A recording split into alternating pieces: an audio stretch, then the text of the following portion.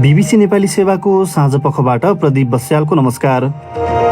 आज कार्यक्रममा अख्तियार दुरुपयोग अनुसन्धान आयोग कसैको लाचार छाया नभएको प्रधानमन्त्री ओलीको भनाई। अख्तियार दुरुपयोग अनुसन्धान आयोग लाचार छाया पनि होइन। अहिलेको सरकार कुनै पनि निकायलाई स्वतन्त्र ढङ्गले काम गर्न दिन चाहन्छ र दिन्छ। तर नेकपाको एक खेमाका अध्यक्ष माधव कुमार नेपालले के अर्को एउटा संवैधानिक निकायमाथि शङ्का गरेका हुन्। निर्वाचन आयोगले पनि संविधान र कानुन सम्बद्ध ढङ्गले चल्नुपर्छ र चल्छ भन्ने हाम्रो आशा अपेक्षा पनि छ। अहिलेको धाक धम्की दबावमा कोही पर्नुपर्ने आवश्यकता छैन। उत्तराखण्डमा आएको एक बाढी विपदबारे एक सामग्री र अन्तर्राष्ट्रिय प्रसङ्गमा कोभिड खोप मगाउने विषयमा ढिला भएको युरोपेली आयोग प्रमुखको स्वीकारोक्ति।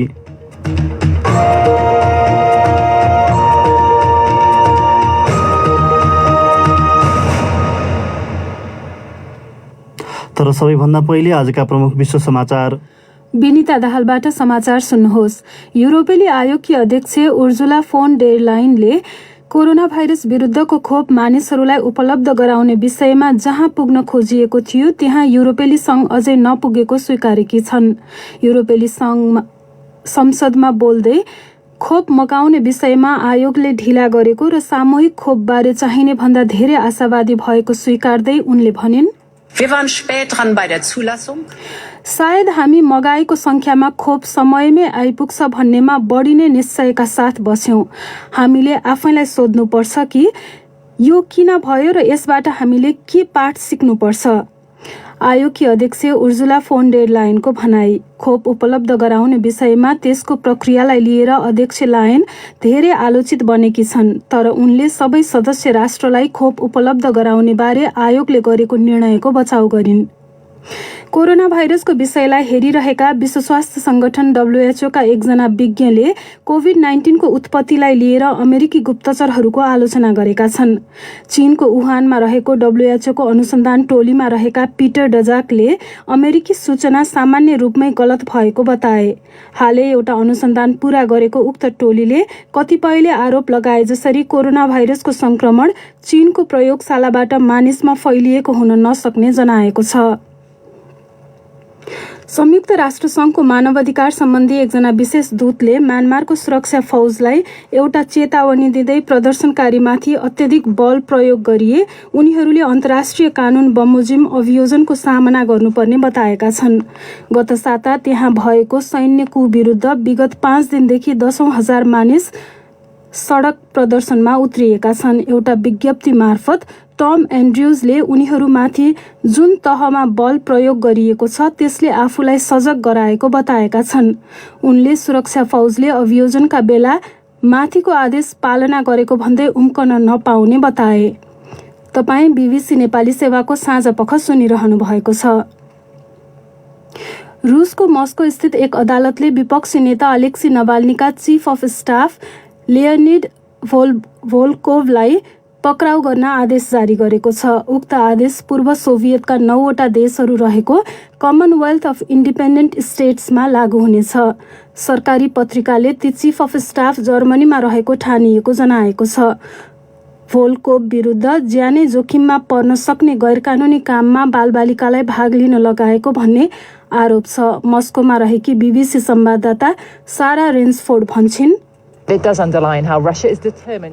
यसले के कुरालाई बल दिएको छ भने नभाल्नीसँग सम्बन्धित व्यक्तिहरूको पिछा गर्न रुस प्रतिबद्ध छ। अनुसन्धानकर्ताहरूले 18 वर्ष मुनिका बालबालिकालाई प्रदर्शनमा भाग लिन भोल्कोभले उक्साएको युट्युबका भिडियोहरूबाट पुष्टि गर्न सक्ने दावी गरेका छन्। बीबीसी संवाददाताको भनाई। राष्ट्रपति भ्लादिमिर पुटिनका कट्टर आलोचक रहेका नभाल्नीको पक्षमा प्रदर्शन गर्ने क्षेत्रीय आयोजकदेखि उनकी श्रीमती र प्रवक्ता समेत यसअघि सरकारी निशानामा परिसकेका छन्। आइतबार भारतको उत्तराखण्डमा एउटा हिमनदीमा आएको बाढीमा परेर 170 भन्दा धेरै मानिसहरू अझै हराइरहेका छन्। आपतकालीन टोली मेकानिकल उपकरणहरू प्रयोग गर्दै एउटा सुरुङबाट बरफ एवं भग्नावशेष हटाउन सङ्घर्ष गरिरहेको छ र अमेरिकामा डेमोक्र्याट्सहरूले पूर्व राष्ट्रपति डोनाल्ड ट्रम्प विरुद्ध महाभियोग लगाउन प्रक्रिया औपचारिक रूपमा थाल्नेछन्। गत महिना क्यापिटल भवनमा हिंसात्मक दंगा सुरु हुनु अगाडि आफ्ना समर्थकहरूलाई उक्साएको आरोप उनीमाथि लागेको छ। यो बीबीसी नेपाली सेवा हो।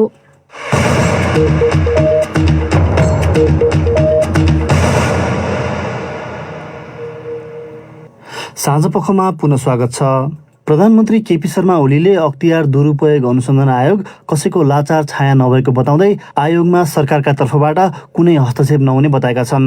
आयोगको 30औं स्थापना दिवसका अवसरमा राजधानीमा आयोजित कार्यक्रममा ओलीले आयोगलाई उनकै शब्दमा देश र जनतालाई शिरमा राखेर अघि बढ्न र त्रासबाट मुक्त भएर काम गर्न सुझाए। उनले आवश्यक सुरक्षा व्यवस्था राज्यले गर्ने भन्दै निडर भएर आयोग अघि बढ्नुपर्ने उल्लेख गरे। ओलीको भनाइ थियो, भ्रम छ अख्तियार दुरुपयोग अनुसन्धान आयोगप्रति। अख्तियार दुरुपयोग अनुसन्धान आयोग लाचार छाया पनि होइन। अहिलेको सरकार कुनै पनि निकायलाई स्वतन्त्र ढङ्गले काम गर्न दिन चाहन्छ र दिन्छ, कुनै हस्तक्षेप गर्दैन।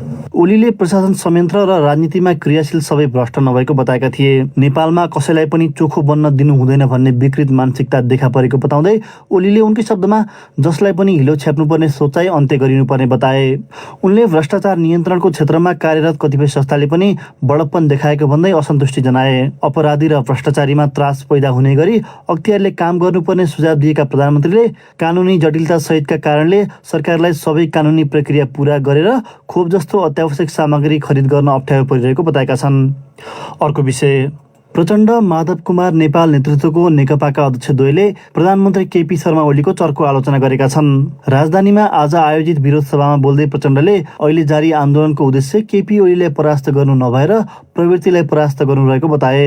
प्रतिनिधि सभा विघटनको निर्णयसँगै सरकारले आउँदो वैशाखको निर्धारित मितिमै चुनाव गर्ने बताइरहँदा स्पष्ट दुई खेमामा देखिएको नेकपाको आधिकारिकताको विषय भने अझै टुङ्गो लागेको छैन। तर आजको विरोध सभामा प्रचण्डले उनकै शब्दमा अदालतप्रति विश्वास रहेको र निर्वाचन आयोगलाई खुट्टा नकमाउन आग्रह गरे। सुनौ थप विवरण। हिजो निर्वाचन आयोग पुगेका प्रधानमन्त्री केपी शर्मा ओलीले उनकै शब्दमा निर्वाचन अवधि प्रारम्भ भएपछि दल सम्बन्धी कुनै पनि विषयमा छलफल गर्न नहुने बताएको आयोगले जनाएको थियो।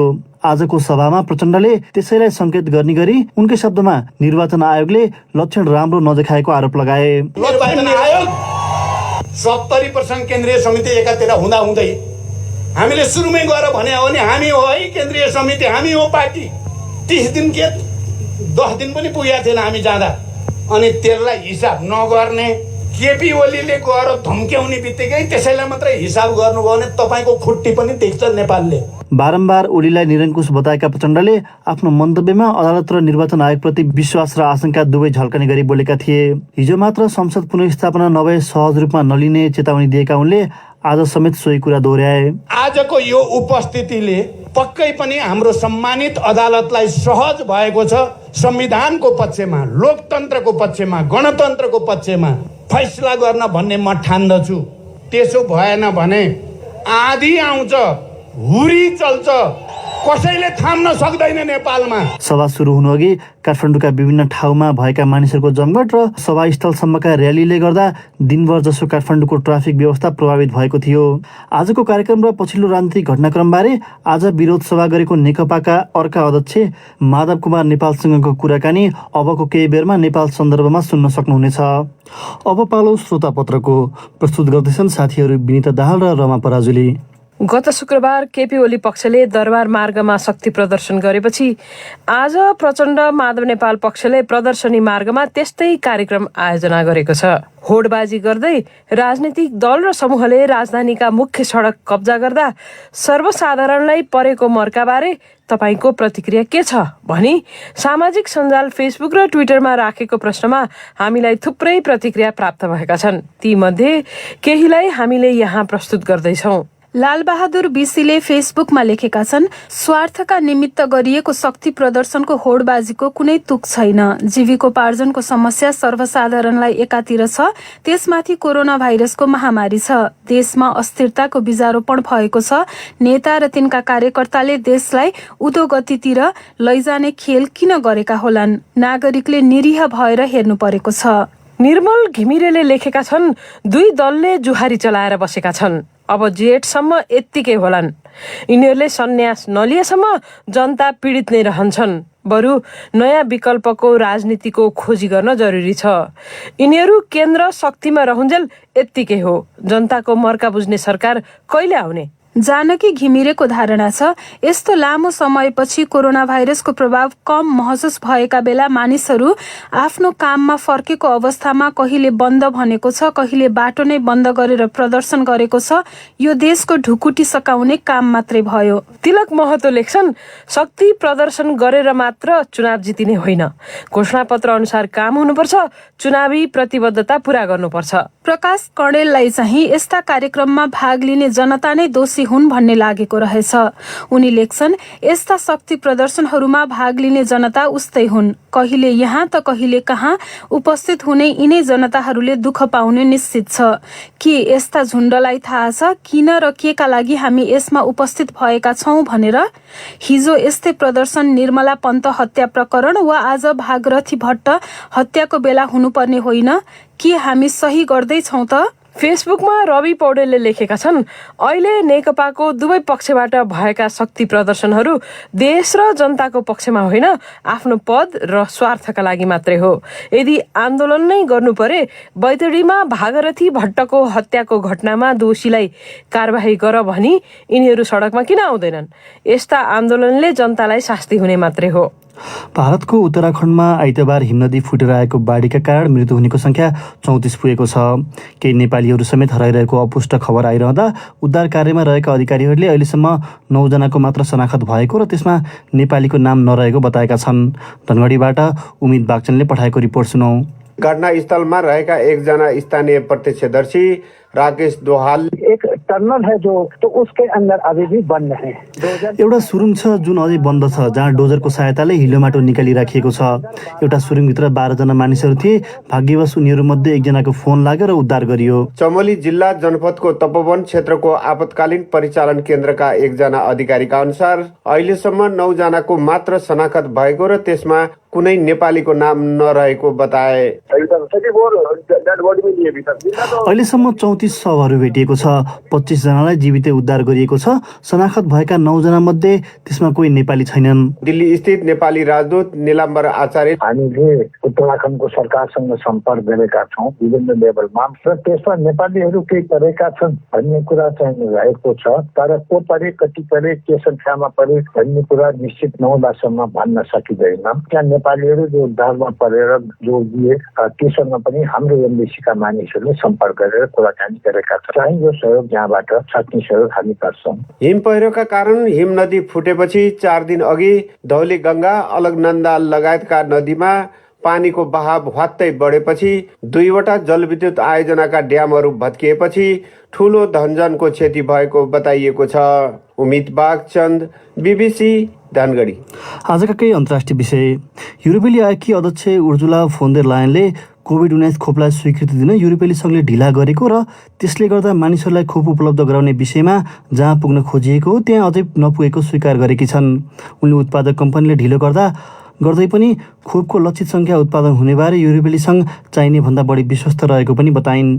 बीबीसी विवरणमा आधारित एक रिपोर्ट विनिता दाहालबाट। युरोपेली आयोगकी अध्यक्ष उर्जुला फोन डेर लायनले यसअघि थुप्रै पत्र पत्रिकामा यसबारे धारणा दिँदै आएकी भए पनि आलोचनाको स्वीकारोक्ति सार्वजनिक रूपमा गरिएको यो पहिलो पटक हो। आम रूपमा खोप कार्यक्रम सञ्चालनमा युरोपेली सङ्घ सुस्त रहेको भन्दै उनको एकदमै आलोचना भइरहेको छ। तर उनले सबै सदस्य राष्ट्रका लागि संयुक्त रूपमा खोप मगाउने काम सही भएको भन्दै आफ्नो बचाउ गरेकी छन्। खोप उत्पादक कम्पनीहरू अक्सफोर्ड एस्ट्राजेनेका र फाइजर बायोएनटेकले उत्पादनमा समस्या आएको भन्दै युरोपेली सङ्घले मगाएको संख्यामा उपलब्ध गराउन नसक्ने र आपूर्ति केही पछि धकेलिने बताएका छन्। युरोपेली सङ्घभित्रका धेरैले खोप उपलब्ध गराउने विषयमा सङ्घ ब्रिटेन भन्दा पछि परेको भन्दै आक्रोश व्यक्त गरेका छन्। ब्रिटेनमा अहिलेसम्म 1,20,00,000 भन्दा बढी मानिसले खोप लगाइसकेका छन्। पश्चिमोत्तर चीनको सिन्जियाङ क्षेत्रका मुख्यतः उइगर मुस्लिमहरूप्रति अपनाएको नीतिलाई लिएर चीनले विश्वभरिबाट बढ्दो आलोचना खेपिरहेको छ। उइगर मुस्लिमहरूमाथि दमन गरेर चीनले नरसंहार तथा मानवता विरुद्धको अपराध गरिरहेको संयुक्त राज्य अमेरिकाले उसमाथि आरोप लगाएको छ। आखिर को हुन् उइगर र अमेरिकाले चीनमाथि उनीहरूको नरसंहारको आरोप किन लगाउँदैछ? बीबीसी विवरणमा आधारित एक रिपोर्ट सुनौ।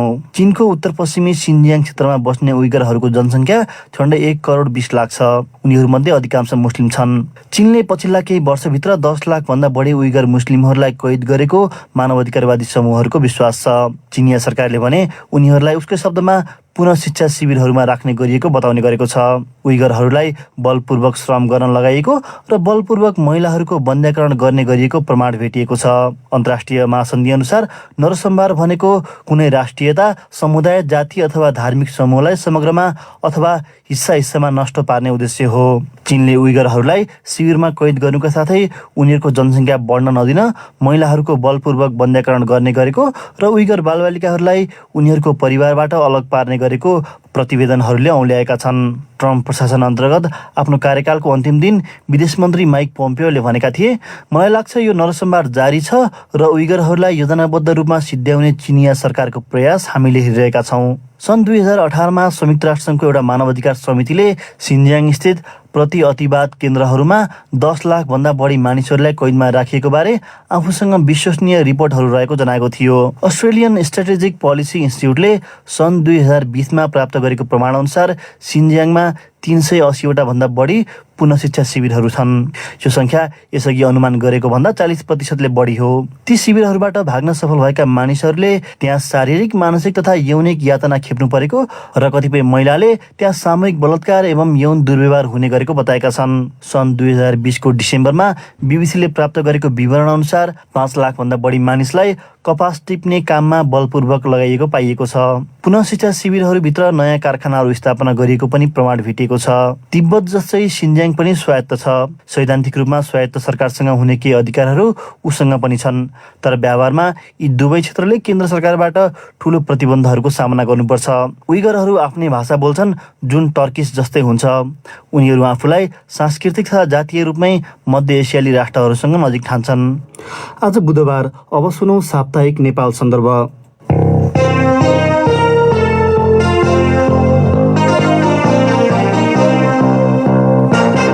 नेपाल सन्दर्भबाट विनिता दाहालको नमस्कार।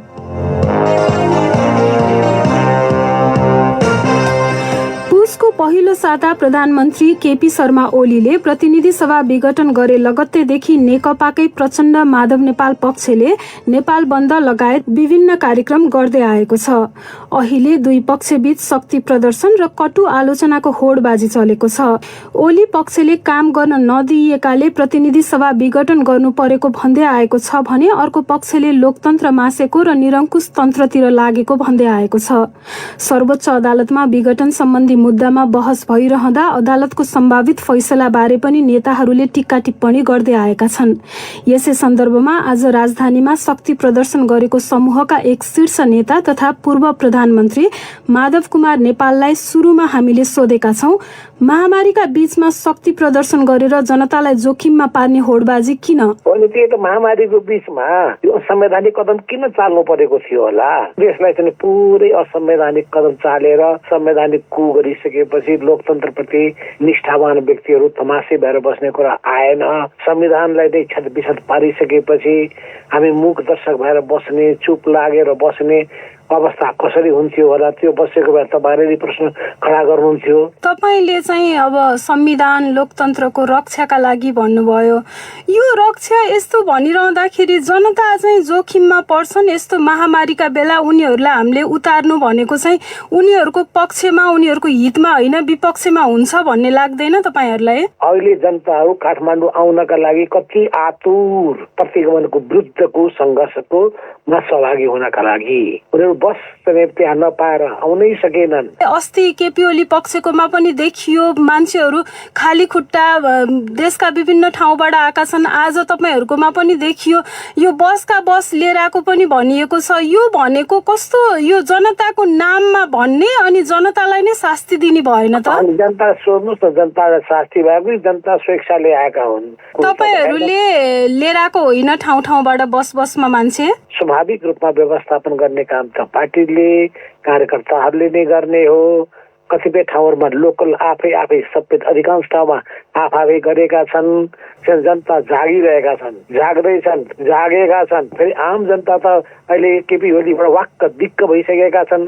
भ्रष्टाचारले गर्दाखेरि, कुशासनले गर्दाखेरि, सबै ठाउँमा अव्यवस्थाले गर्दाखेरि महिलामाथिका हिंसाका घटना घटिरहेका छन्, न्याय पाइरहेका छैनन्। तपाईँले त यसरी भनिरहनु भएको छ, तपाईँ आफू पनि त सरकारको नेतृत्व गरेर आउनुभयो त, तपाईँ आफै त्यही पार गरेर आउनुभएको। प्रधानमन्त्री कतिको त्यसमा चासो राख्छ, उनले कति पहल गरेको छ, त्यस्ता अपराधीहरूलाई दण्डित दिनका निम्ति उनले चासो राख्छ कि राख्दैन, संवैधानिक निकायलाई त्यसको निम्ति उसले निर्देशित गर्छ कि गर्दैन, नगर्ने निकायलाई दण्डित गर्छ कि गर्दैन, त्यसो थाहा हुन्छ। केपी ओलीलाई त खालि चाहिँ आफ्नो सत्ता स्वार्थ र आफ्ना गुटहरूको चाहिँ स्वार्थको रक्षा गर्ने कुरा बाहेक अरू कुनै मतलबै छैन। ओली पक्षले प्रतिनिधि सभा विघटन भए यता पटक पटक भन्दै आएको कुरा चाहिँ मलाई पार्टीभित्रै काम गर्न दिइएन र म बाध्य भए प्रतिनिधि सभा विघटन गर्न भनेका छन्।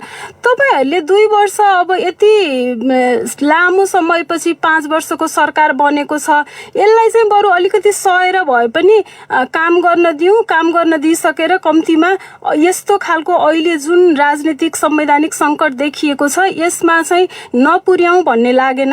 हामीले काम गर्न नदिँदाखेरि काम भयो कसरी त? फेरि हामीले त्यहाँ काममा अनुचित काम भएको छ भने कुरा उठाउन पाउने कि नपाउने? कुरा उठाउन पाउने, तर प्रधानमन्त्रीको दाबी चाहिँ मलाई काम गर्न दिइएन, खालि स्थायी समिति बैठक अथवा सचिवालय बैठकमा चाहिँ मलाई पाखा लगाउने काम मात्रै भयो भन्ने छ नि त।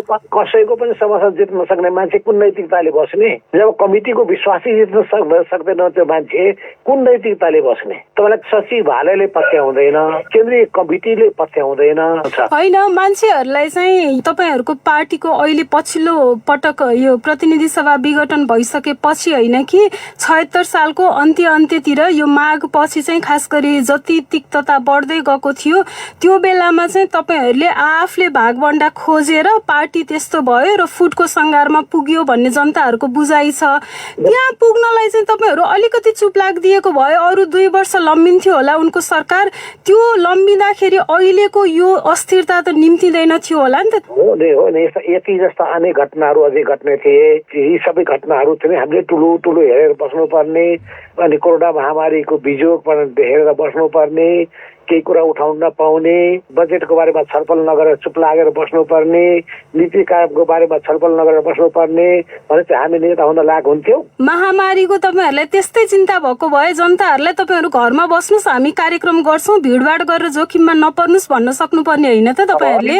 हाम्रो पार्टीको बैठकको निम्ति एजेन्डा बनाएर चिठी लेखेर पठाएको थाहा छैन। अनि जो बैठकमा आउन चाहँदैन, जुन प्रधानमन्त्री जनताको समस्यामा संवेदनशील छैन, त्यो मान्छे त्यसको प्रधानमन्त्री हुन लायक छ?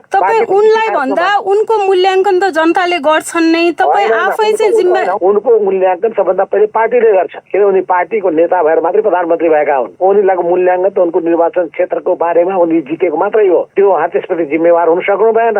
विपक्षी पार्टी त विपक्षी पार्टी भइहाले, पार्टीभित्रका मान्छेले पनि उहाँलाई साथ दिन छोड्न थाले।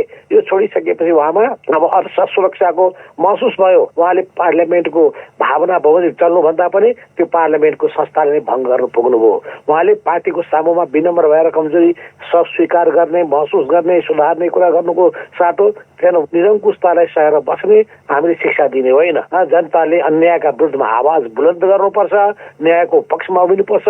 जुन देशका जनता न्याय र अन्याय त अब सर्वोच्चले भन्ला नि त के छ भनेर, न्याय जनताले भन्ने हुन्छ। सर्वोच्चले पनि त्यहाँ संविधान सम्मत ढङ्गले चल्नुपर्छ, निर्वाचन आयोगले पनि संविधान र कानुन सम्मत ढङ्गले चल्नुपर्छ र चल्छ भन्ने हाम्रो आशा अपेक्षा पनि छ। केवलीको धाक धम्की दबावमा कोही पर्नुपर्ने आवश्यकता छैन, किनभने हामी पनि जिउँदै छौँ, जसले परिवर्तन ल्याएका छौँ।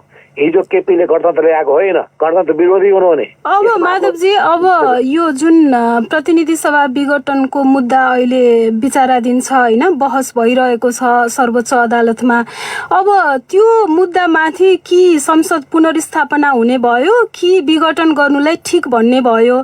पुनर्स्थापना भयो भने राजनीति कसरी अगाडि बढ्छ?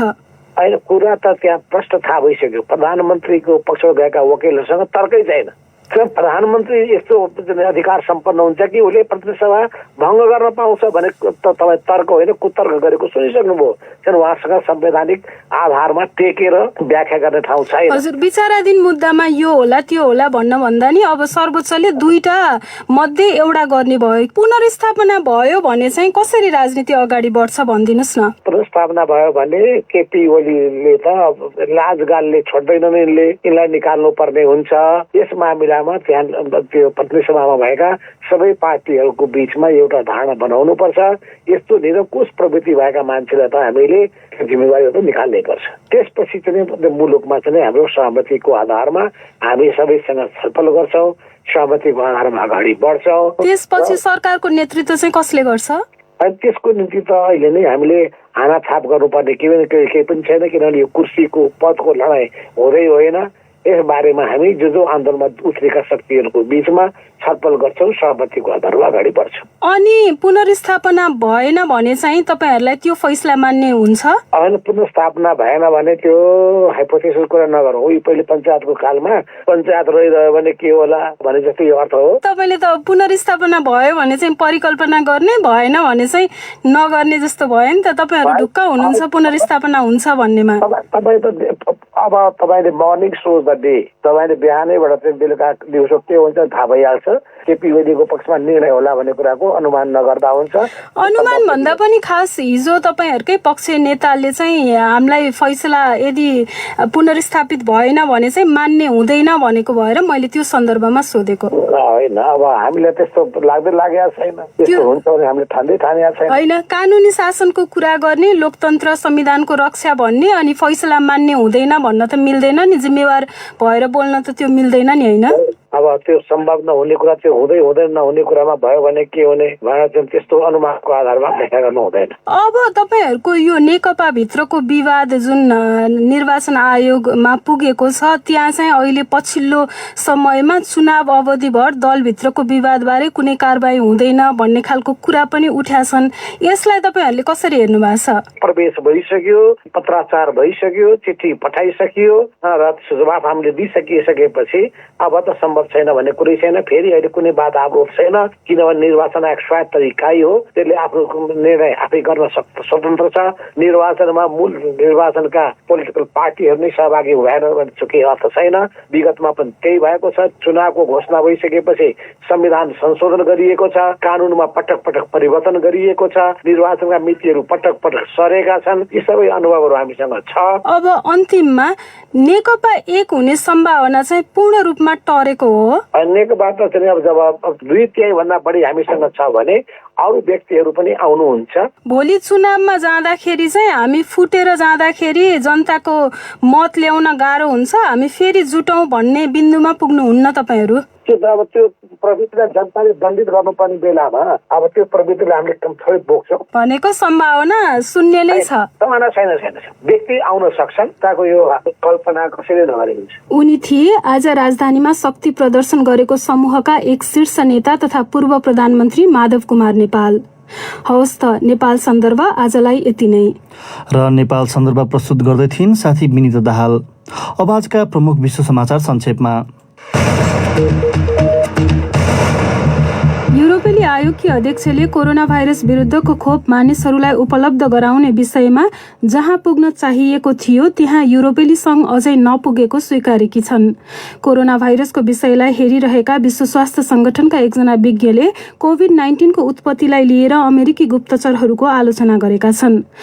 रुसको मस्को स्थित एक अदालतले विपक्षी नेता अलेक्सी नभाल्नीका चिफ अफ स्टाफ लेओनिड भोल्कोभलाई पक्राउ गर्न आदेश जारी गरेको छ। आइतबार भारतको उत्तराखण्डमा एउटा हिम नदीमा आएको बाढीमा परेर 170 भन्दा धेरै मानिसहरू अझै हराइरहेका छन् र संयुक्त राष्ट्र संघको मानवाधिकार सम्बन्धी एकजना विशेष दूतले म्यानमारको सुरक्षा फौजलाई एउटा चेतावनी दिँदै प्रदर्शनकारीमाथि अत्यधिक बल प्रयोग गरिए उनीहरूले अन्तर्राष्ट्रिय कानुन बमोजिम अभियोजनको सामना गर्नुपर्ने बताएका छन्।